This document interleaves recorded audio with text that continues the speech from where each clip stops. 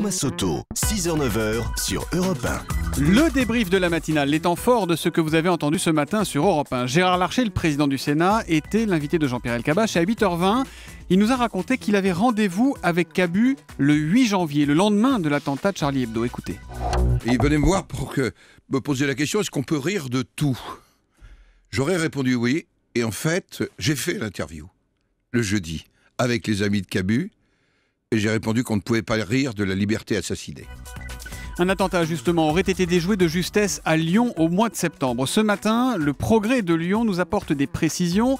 Attentat qui avait été planifié par deux frères, Karim et Reda Bekaled. Écoutez les explications de notre journaliste Julien Pierce, c'était à 7h30 tout à l'heure.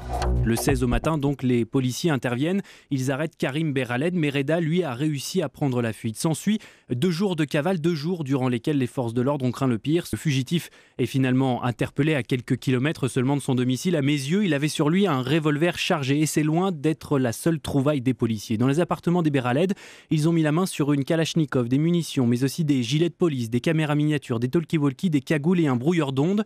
Sur la box internet de l'un des frères, une clé USB était branchée et permettait de diffuser en permanence sur la télé le drapeau des djihadistes de l'État islamique. Information de Julien Pierce. Le journaliste Philippe Tesson a dérapé la semaine dernière sur Europe 1 en déclarant « C'est les musulmans qui mettent en cause la laïcité, c'est les musulmans qui amènent la merde en France aujourd'hui », fermez les guillemets. Ça lui vaut d'ailleurs d'être une saisine du tribunal de Paris pour incitation à la haine raciale. Qu'en pense son fils Sylvain Tesson, écrivain? Écoutez, il était mon invité tout à l'heure à 7h45 pour l'interview Vérité d'Europe 1. Moi, il faut que je hiérarchise mes indignations et je hiérarchise les chocs qui me traversent. Alors, quand j'ai vu celui de la tuerie de Charlie Hebdo et de l'enflammement du monde musulman à la suite de la une de Charlie Hebdo, enfin tous ceux que vous savez, d'une partie du monde musulman et d'une de partie certains du monde musulmans. musulman, il est vrai que bizarrement, je ne ressens plus beaucoup d'indignation ni de choc quand j'entends des déclarations dont je sais très bien qu'elles ont probablement dépassé la pensée de quelqu'un qui use de la parole avec beaucoup d'enflammement. Sylvain Tesson qui sort un livre, Bérésina, c'est aux éditions Guérin. Faut-il demander le retour de la blouse blanche ou grise dans les écoles pour réveiller l'esprit républicain? Eh bien, Christian Chevalier, secrétaire général du syndicat d'enseignants SE-UNSA, n'est vraiment, mais vraiment pas de cet avis. Écoutez-le, il était l'invité de la question qui fâche de 7h15. Vous camouflez les différences, vous ne réglez pas les problèmes. C'est-à-dire que c'est un habillage, pour le coup, totalement de façade. Les élèves se ressemblent, mais au fond, celui qui est différent, qui est dans son ghetto, qui est dans son quartier, en quoi est-ce qu'on l'aide en lui demandant de porter une blouse? Déjà, il n'y a plus de distinction visible religieuse ou sociale. Oui, il n'y a plus de distinction visible. Enfin, pour les établissements qui portent la blouse, on le voit bien, c'est les chaussures qui font la différence, c'est la montre, c'est les bijoux, etc. Ça vous fait beaucoup réagir sur Twitter avec le hashtag un matin. C'est l'éducation des parents, le souci, nous écrit M. Bessin. Si dans les politiques de la ville, il y avait eu l'exigence des devoirs autant que les droits, nous n'en serions pas là, enchaîne Zora Habitant. La blouse à l'école, on a surtout réussi à imposer le blues à l'école, écrit à l'attaque.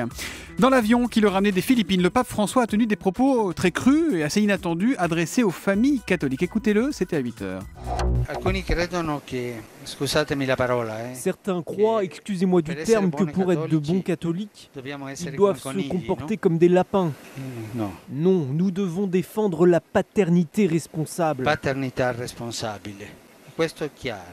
Voilà, il défend la paternité responsable et pas la contraception. Il s'adressait en fait à une femme qui a été enceinte 8 fois et qui a déjà accouché 7 fois par césarienne, le pape François. Les victimes reconnues de l'amiante sont de plus en plus nombreuses. Nous vous en parlions à 7h30. Ce sujet vous fait réagir au 3921. On a un appel notamment de Florence. Florence, bonjour, vous êtes dans le Var. Bonjour. Bonjour Thomas. Quelle est votre question, Florence? En fait, je vous appelle parce qu'il y a 2 ans, j'ai perdu mon papa d'un cancer de la plèvre. On a essayé à maintes reprises de faire un dossier concernant l'amiante parce qu'il a longtemps travaillé dans le BTP pour faire reconnaître sa maladie comme maladie professionnelle et malheureusement, nous n'y sommes jamais arrivés. Donc je voulais savoir si a posteriori, il y avait possibilité de faire des démarches ou pas. Question que je pose à Ève Roger. Y a-t-il encore temps pour un recours pour Florence, Ève? Eh bien d'abord, bonjour Florence. C'est vrai qu'il est difficile à prouver le lien entre le cancer et l'exposition à l'amiante, surtout dans le BTP où on passe de chantier en chantier, où il faut retrouver des témoignages de cette exposition. Mais Florence, ne vous découragez pas.